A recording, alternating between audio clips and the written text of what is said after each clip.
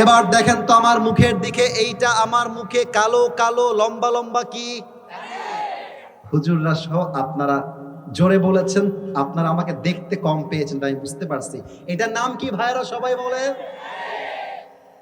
রাজশাহীতে বলে আবে পাম দিস না বে, রাজশাহীতে আবে পাম দিস না। আপনারা আমাকে পাম দিবেন, যা বলবেন মুরব্বীরা, মুরব্বী আব্বা যা বলবেন দিল থেকে। মুরব্বীরা, যুবক ভাইরা, তোমরাই বলো, আমি যে লম্বা চাপ দাড়ি রেখেছি আমাকে দেখতে আনস্মার্ট লাগছে? এই এত আস্তে কথা কয় কেন রে বা? আনস্মার্ট লাগতেছে? খ্যাত লাগতেছে? কিছু মেয়ে দেখবা দাড়ি দেখলে চুলকানি শুরু হয়ে যায়। বলেন বলেন বলেন বলেন। আমি আমার ওয়াজে বলেছি, যাদের দাড়িওয়ালা পছন্দ নয় এদের জন্য বিটিএস এর হিজড়া ছাড়া সেকেন্ড কোনো অপশন আমাদের কাছে নয়। আরে যেই মেয়ে আমাকে দাড়ির জন্য বিয়ে করতে চায় না সে তো আমার বাড়ির বউ হওয়ার যোগ্যতাই রাখে না। আমি দাড়ি রাখবো, এটা আমার সাধ্যের বাহিরে নয়। অনেক যুবক বলে হুজুর বয়স তো এখন ছাইয়া ছাইয়া, এখন কি দাড়ি রাখা যায়? এখন বয়স মাত্র 25, একটু হজ করে নেই, একটু মুরব্বি হয়ে নেই, বয়স হয়ে নেই, তারপর দাড়ি রাখবো। এটার নাম হলো উপরে ফিটফাট ভেতরে সদরঘাট। আরে বেটা, দাড়ি রাখবা, তোমাকে পছন্দ করবে টিকটকার মেয়ে নয়, তোমাকে পছন্দ করবে ফাতেমার মতো চরিত্রবান মেয়ে, ঠিক কিনা বলো? তোমার তো আবার টিকটকারই পছন্দ। কি যে এক সমস্যা, মাথায় রাখবেন প্রিয় ভাইরা আমার, এই দাড়ি এটা নবীর সুন্নত। আচ্ছা তোমরাই বলো, আমার আব্বা জান আপনারাই বলেন, আমার বয়স তো, আমি তো বুড়া মানুষ না, আমি তো যুবক মানুষ। আমিও তো চাইলে ক্লিন শেভ করে জিন্সের প্যান্ট পরে টি শার্ট পরে ঘুরতে পারি। আর তোমার চাইতে আমার চেহারা কিন্তু খুব বেশি একটা অসুন্দর না, আমারও তো চেহারা একটু হলেও আছে, আমার উপর তো মানুষ লাইন মারবে। আরে ওই চিন্তা আমরা করি না, আমরা চিন্তা করি নবীর সুন্নত অনুযায়ী চলবো। যে পছন্দ করবে ওয়েলকাম, যে পছন্দ করবে না আই ডোন্ট কেয়ার। কথা ঠিক আছে কিনা বলে? এবার একটা হাদিস বলতে চাই, মনোযোগ সবার আছে না গেছে? আমার আয়াতের তর্জমা দেখা যাক কার কার মনে আছে। আল্লাহ কাউকে তার সাধ্যের বাহিরে কোনো বোঝা। হুজুর আপনাকে অনেক ধন্যবাদ, আপনি আছেন বলে আরো অ্যাক্টিভ মানুষ।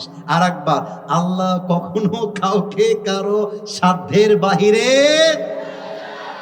আচ্ছা বলেন তো, মেয়েদের জন্য হিজাব পরিধান করা কি নফল, সুন্নত না ওয়াজিব না ফরজ? ফরজ। বলেন সবাই কি? অনেক মেয়ে বলে যে আমি আবার নেকাব পড়লে আমার দম বন্ধ হয়ে যায়, আমি দম বন্ধ হয়ে যায়, আমি পড়তে পারি না। আছে আছে আছে, বলো বলো বলো বলো। আব্বা জান আপনি হাসার আগে আমার ওয়াজটা শোনেন, আপনি বোঝেন। আপনার মেয়ে আপনাকে মাঝে মাঝে বলবে, আব্বু আমি তো হিজাব পড়েছি আব্বা, আমার হাতটা খোলা আছে এটা জায়েজ, আমার পাটা খোলা আছে জায়েজ। আসলে হাতটা খোলা রেখে মেয়েটা বোঝাতে চায়, মেরা চেহারা তো তুম नहीं देख सकते मगर हाथ से ही पता लगा लो कि मैं खूबसूरत हूं। মুখ দেখাইতে পারছে না কারণ নওগাঁর মানুষ বড্ড সেনসিটিভ। মুখ দেখাইলে বাপ তার হাড্ডি ভাঙবে। বাস, আসসালামু আলাইকুম ভাইয়া কেমন আছেন,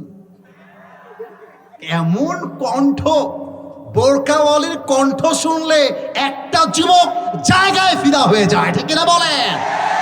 প্রিয় বোন, এই সমস্ত ছল্লি বাড়ি কাজ বন্ধ করেন, এই ছল্লিগিরি চলবে না।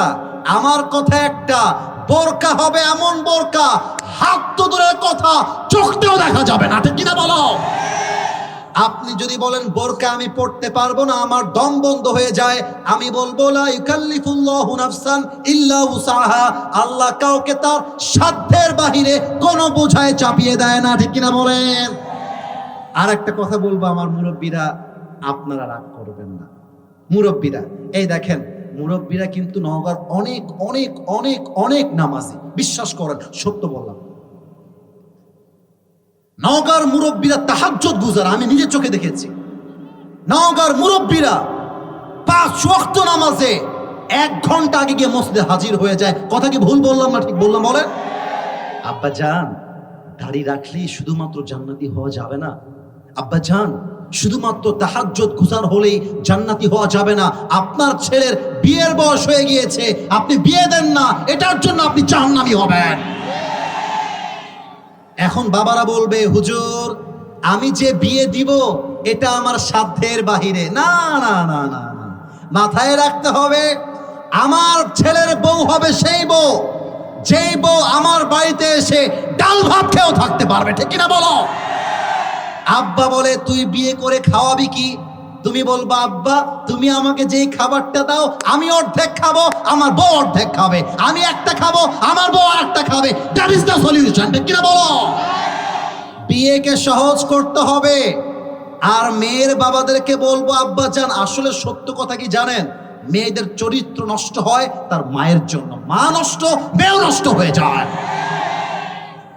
মা ভালো, মেয়ে ভালো, মা খারাপ, মেয়ে খারাপ। এই মুরব্বী যুবক ভাইয়েরা, কথা কি ভুল বললাম না ঠিক বললাম বলেন? মা দেখবেন বেপর্দায় ঘুরে, মেয়েটাও বিপর্দায় ঘুরে। আর যারা প্রবাসে যায়, প্রবাসে এদের বউরা এলাকার বাজারে যেই পরিমাণ মেকআপ পেরে আসে, এদেরকে দেখলে মনে হয় বাজার করতে আসে নাই, বাজারে বিয়ে করতে আসছে, ঠিক কিনা বলেন?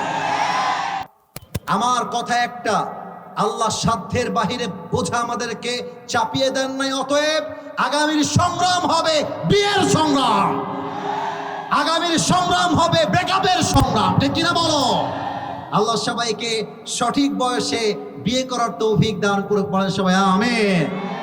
আর একটা হাদিস বলতে চাই, আপনাদের পারমিশন আছে নাকি শেষ করব?